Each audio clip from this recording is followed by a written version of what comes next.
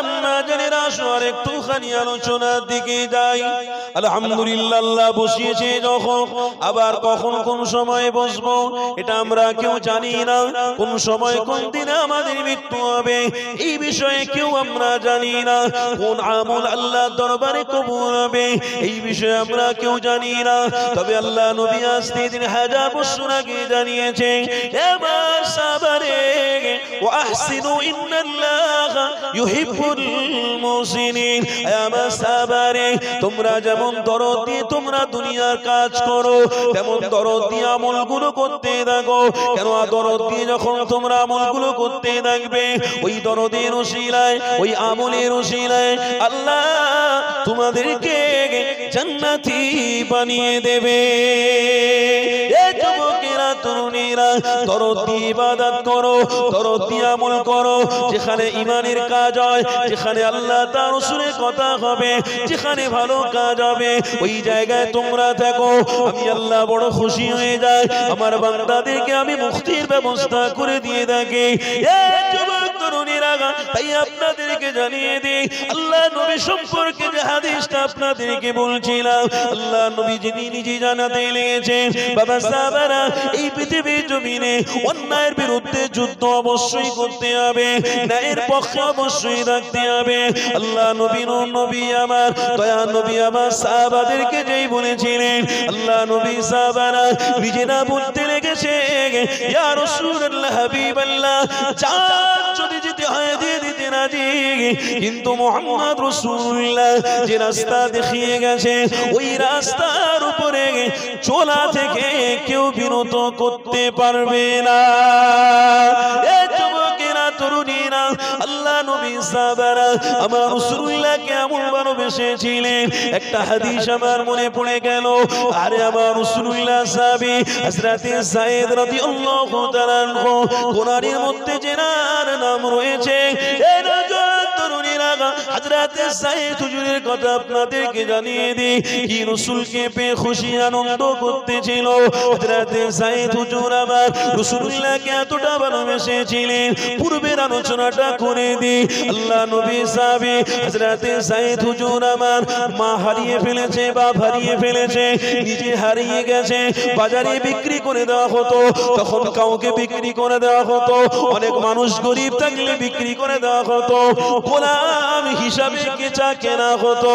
এই যুবক তরুণীরা, ওই সময়তে আল্লাহ নবী সাহাবী যায়েদকে কিছু ডাকুরা কিডন্যাপ করে নিয়ে হযরতে যায়েদকে যখন বাজারে বিক্রি করে দেওয়া হলো, আম্মা খাদিজার বড় ভাই তিনি যায়েদকে খরিদ করে নিয়ে এসে আম্মা খাদিজাতুল কুবরার ঘরে তিনি রেখে দিলেন গোলাম হিসাবে। আম্মা খাদিজা বলতে লাগলেন, ওরে আমার বড় ভাইরা, এই বাচ্চাটার আদর্শ কত ভালো, এই বাচ্চার চলাফেরা কত ভালো, কত টাকা দিয়ে তুমি খরিদ করেছো। এই যুবক তরুণেরা, শুনে রেখে দাও, ওই যায়েদকে আমার রাসূলুল্লাহ দেখে পছন্দ করে ফেলেছে। আল্লাহ নবী তখন আম্মা খাদিজার সাথে সংসার করতে লেগেছে। আম্মা খাদিজার বয়স 40 বছর, আমার রাসূলুল্লাহর বয়স 25 বছর, এটা আমরা সবাই জানি। আমার হাবিবুল্লাহ আম্মা খাদিজার ঘরে যখন সংসার করতে লেগেছে, ঠিক ওই সময়তে হযরতে যায়েদ হুজুরকে খাদেম হিসেবে রেখে দেওয়া হলো। আমার হাবিবুল্লাহ আম্মা খাদিজাকে বলতে লেগেছে, খাদিজা, এই বাচ্চাটার ব্যবহার অনেক সুন্দর, এই বাচ্চাটার কথাবার্তা অনেক সুন্দর। এ খাদিজা, আমি এই বাচ্চাটাকে পছন্দ করে ফেলেছি, একে আমার কাছে দিয়ে দাও।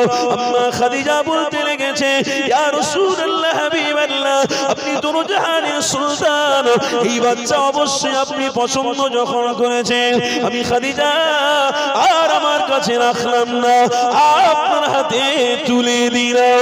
আম্মা খাদিজা বলতে লেগেছে, এই বাচ্চার তাকদীর কত ভালো, কেন আমার রাসূলুল্লাহ এই বাচ্চাটাকে যখন পছন্দ করে নিয়েছে, আমার আল্লাহ এই বাচ্চাটাকে কবুল করে নিয়েছে। আরো জোরে বলো,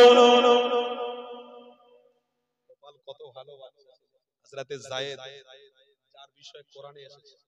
হযরতে যায়েদ রাদিয়াল্লাহু তাআলা আনহু আমার রাসূলুল্লাহর খিদমতে চলে গেলেন। হযরত হযরতে যায়েদ 12 বছরের বাচ্চা, হাদিসের মধ্যে আছে এই 12 বছরের বাচ্চা আমার রাসূলের খিদমতে রয়েছে। তার পূর্বে আরেকটা কথা, হযরতে আনাস রাদিয়াল্লাহু তাআলা 8 বছরের বাচ্চা আমার রাসূলুল্লাহর দরবারে কাটিয়েছে। এই 8 বছরের বাচ্চা হযরতে আনাস কি বোঝে বলেন? কোন কোন হাদিসে 8 বছর কি বোঝে আমার রাসূলুল্লাহর দরবারে থেকেছেন, কিন্তু এই আনাস রাদিয়াল্লাহু তাআলা বড় হয়ে বলছেন, আমার হাবিবের দরবারে থেকে যে ভালোবাসা পেয়েছি, যে মহব্বত পেয়েছি, হাজার মা কেন, হাজার বাপ কেন, যদি হাজার মাও যদি আমার মা হতো, বাপও যদি আমার বাপ হতো, হাজার মায়ের থেকে বেশি মুহাম্মদ রাসূলুল্লাহর কাছে আমি মহব্বত পেয়েছি। ইনি হলেন সেই রাসূল, ইনি হলেন সেই নবী। তো হযরতে যায়েদ হুজুরকে আল্লাহ রাসূল যখন ভালোবেসেছে মানে আল্লাহ কবুল করে নিয়েছে, তাই তো না? যখন রাসূলের পছন্দ হয়ে গেছে মানে আল্লাহ পছন্দ হয়ে গেছে, রাসূলকে ভালোবেসেছে, আর খাদিজা রাখতে পারছে না। যেমন আজকের আমরা বসে পড়েছি, আমার রাসূলের প্রেমে বসেছি, তার মানে আল্লাহ কবুল করে নিচ্ছে। জোরে বলুন না সুবহানাল্লাহ। আল্লাহ কবুল করে নিচ্ছে। এ যুবকেরা, আমার আব্বা জানিরা, আমার আম্মা জানিরা, তাহলে এখানে শিক্ষা লুকিয়ে রয়েছে।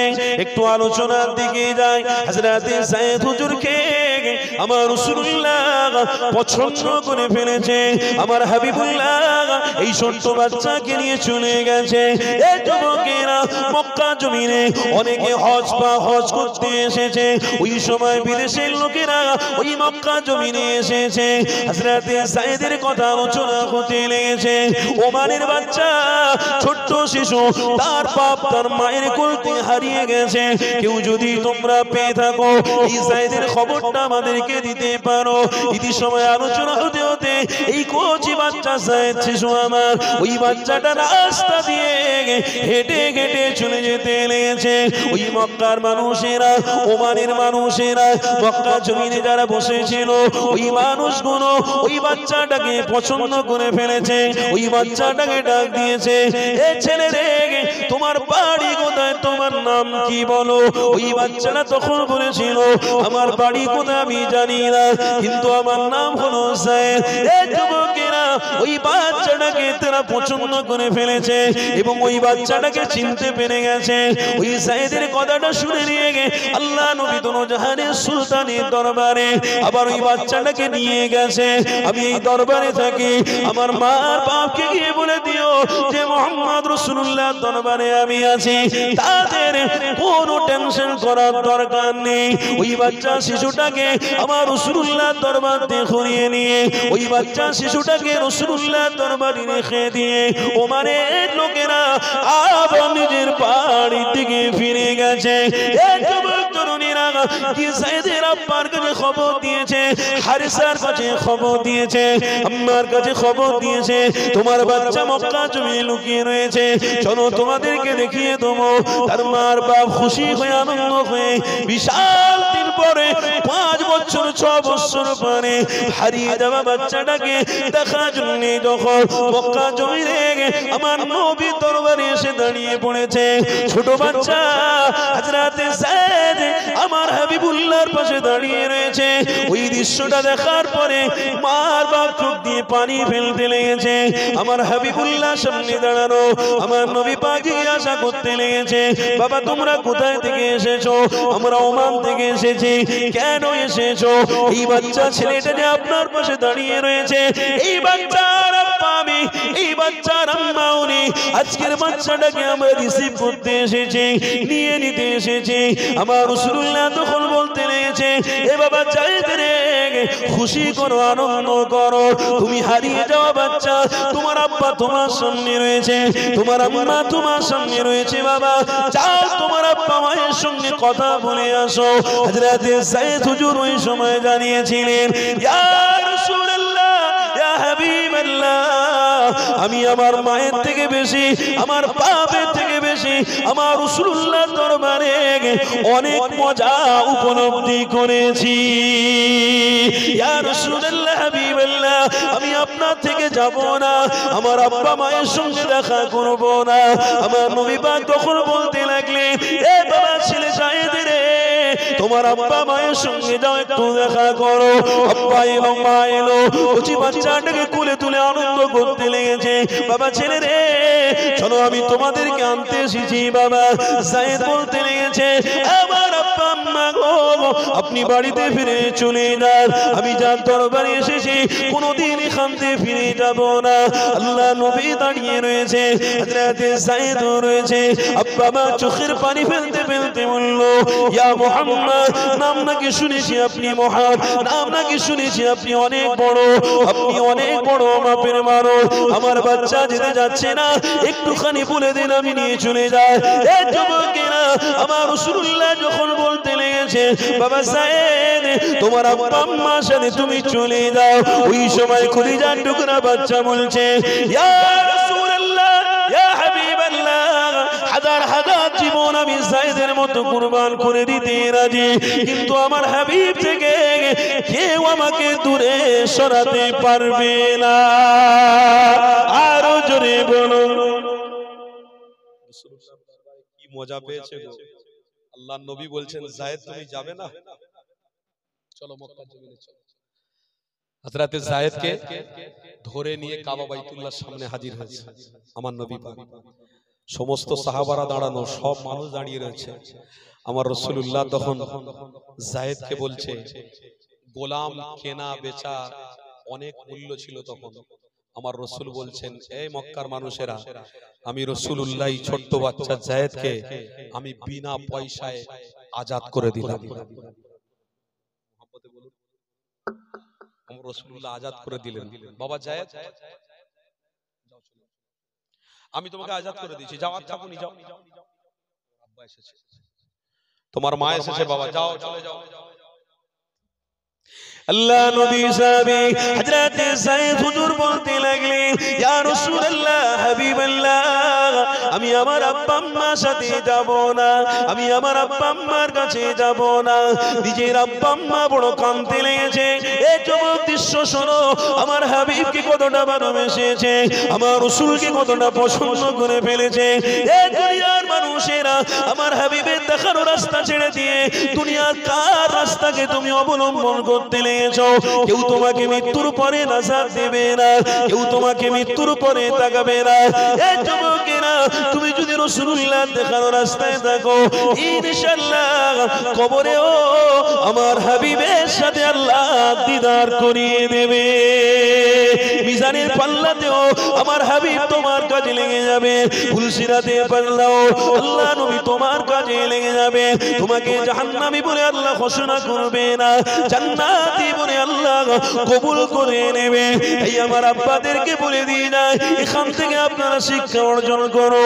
হযরতে যায়েদ কোটি বাচ্চা, ওই বাচ্চা বলতে লেগেছে, আমার মাকে আমি চিনি না, আমার বাপকে আমি চিনি না। আল্লাহ নবী বলতে লেগেছে, এ বাবা ছেলে রে, যাও, তোমার আব্বা আম্মা এসেছে, যাও তার কোলে তুমি বাড়িতে ফিরে যাও। ওই যায়েদ বলতে লেগেছে, ইয়া রাসূলুল্লাহ, হাবিবাল্লাহ, আমি আপনি বললেও যাব না, কেন আপনার দরবারে যে মজা পেয়েছি ওই মজা কোনোদিন আমি যায়েদ পাইনি। আল্লাহ নবী, দয়া নবী আমার কিতাবের মধ্যে রয়েছে, আল্লাহ নবী যায়েদের হাতকে ধরে রেখে ওই মক্কা কাবা বাইতুল্লাহর সামনে দাঁড়িয়ে দাঁড়িয়ে আল্লাহ নবী দোনো জাহানের বাদশাহ ওই মক্কার সমস্ত মানুষের সামনে বলেছিলেন, এ মক্কার মানুষেরা, আমার সাহাবারা, আমি যায়েদের হাতকে ধরলাম আর আজকে তোমাদের সামনে ঘোষণা দিয়ে দিলাম, এই যায়েদ আমার কলিজার টুকরা বাচ্চা। আরো জোরে বলুন। এই যুবকেরা, তরুণীরা, হযরতে যায়েদ খুশি হয়ে গেলেন, আমার নবী পাকের বুকে জড়িয়ে ধরে হযরতে যায়েদ কাঁদতে নিয়েছেন। আল্লাহ নবী সাহাবী কেমন শিক্ষা আমার নবীর কাছ থেকে নিয়েছে। আমার নবী পাকের সাহাবী কাঁদতে কাঁদতে বলতে লেগেছে, ইয়া রাসূলুল্লাহ, হাবিবাল্লাহ, এটা শোনার জন্য আমি এতক্ষণ অপেক্ষা করেছিলাম। আপনি আমাকে সন্তান করে কবুল করে নিয়েছেন, তখন আমি যায়েদ আমার জন্য জাহান্নামের আগুন হারাম হয়েছে। আরো জোরে বলুন। আল্লাহর রাসূলের রাস্তা, আল্লাহকে খুশি করলে ইনশাআল্লাহ আল্লাহ ওইভাবে আমাদেরকে কবুল করে নেবে। আমরা থাকবো ইনশাআল্লাহ। আমরা থাকবো আল্লাহ কবুল করে নেন। যাক, দোয়া করতে করতে সময় হয়ে যাবে। আসেন, দীর্ঘক্ষণ আমরা সময় কাটিয়েছি ইমানি মাহফিলে। আমার সাথে সাথে সবাই তওবা পড়ুন। পড়ুন আউযু বিল্লাহি মিনাশ শাইতানির রাজিম। পড়ুন সকলে বিসমিল্লাহির রহমানির রহিম। আয় আল্লাহ তাআলা, আমি আমার সমস্ত গুনাহ হইতে তওবা করিতেছি। আয় আল্লাহ তাআলা, আমি আমার সমস্ত গুনাহ হইতে তওবা করিতেছি। পড়ুন সকলে আস্তাগফিরুল্লাহ রাব্বি মিন কুল্লি যামবি ওয়া আতুবু ইলাইহি ওয়ালা হাওলা ওয়ালা কুওয়াতা ইল্লা বিল্লাহিল আলিয়্যিল আযীম। পড়ুন সকলে আশহাদু আল্লা ইলাহা ইল্লাল্লাহু ওয়াহদাহু লা শারীকা লাহু ওয়া আশহাদু আন্না মুহাম্মাদান আবদুহু ওয়া রাসূলুহু। পড়ুন সকলে লা ইলাহা ইল্লাল্লাহু মুহাম্মাদুর রাসূলুল্লাহ সাল্লাল্লাহু তাআলা আলাইহি ওয়াসাল্লাম। আমার বাপ ভাইরা, আমরা সবাই কিন্তু গুনাহগার। কুল্লু বানি আদম খাত্তাউন ওয়া খায়রুল খাত্তাউন আত-তাওয়াবুন। আমরা আদমের সন্তান, আমরা গুনাহগার, আমরা খাতাকার। তবে তওবা করার সুযোগ দিয়েছে, তওবা করেছি, আল্লাহ কবুল অবশ্যই করবে। এটাই মনে করে আজকের আমরা হাত তুলবো আল্লাহর কাছে। আল্লাহ, জীবনে আর বাঁচবো কিনা জানি না, এরকম মাহফিল পাবো কি আর জীবনে জানি না। আল্লাহ, আপনার দরবারে হাত তুলছি, আল্লাহ ক্ষমা করে দেন। এই আখেরি কাজ, শেষ কাজ, আল্লাহর কাছে একটু কেঁদে কেঁদে আমরা দোয়া চাইবো। আমার মা বোনদেরকে বলছি, আপনারা একটু কেঁদে কেঁদে আল্লাহর কাছে দোয়া চাইবেন। আল্লাহ আমাদেরকে ক্ষমা করতে ভালোবাসে, পছন্দ করে। এখনো আমার রসুলের জন্য রহমতের দরওয়াজা খোলা রেখেছে। আমার বাপেরা, এই শেষ মাহফিল মনে করে আল্লাহর কাছে কেঁদে কেঁদে দোয়া চাইবো।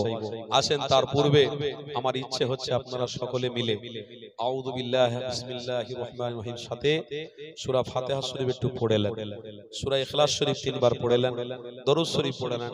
সকলে সওয়াব রসানি হবে, দোয়া হবে। আউযু বিল্লাহি মিনাশ শাইতানির রাজিম। আলহামদুলিল্লাহ। আমার মা বোনেরাও পড়ুন আস্তে আস্তে।